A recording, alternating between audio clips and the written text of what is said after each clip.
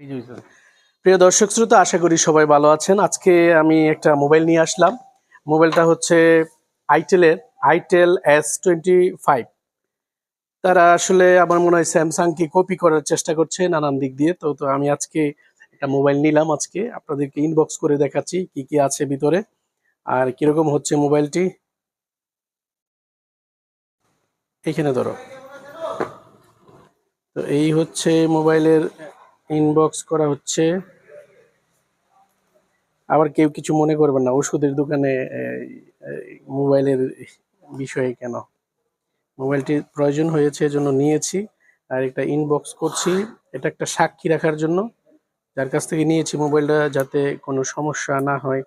আর সমস্যা হলে যেন তিনি বুঝতে পারে যে আমি খোয়ানোর সময় কোনো, ওপেন করার সময় কোনো সমস্যা হয়নি বা এরকম আর কি।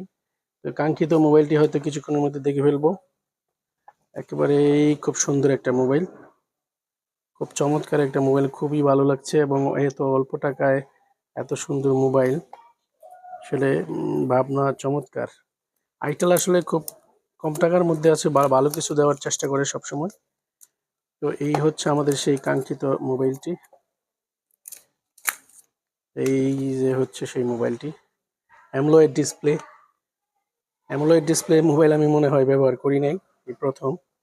একেবারেই বাংলাদেশি অথবা ইন্ডিয়ান ব্র্যান্ড, আমি জানি না আসলে এই ব্র্যান্ডটি কোন দেশের।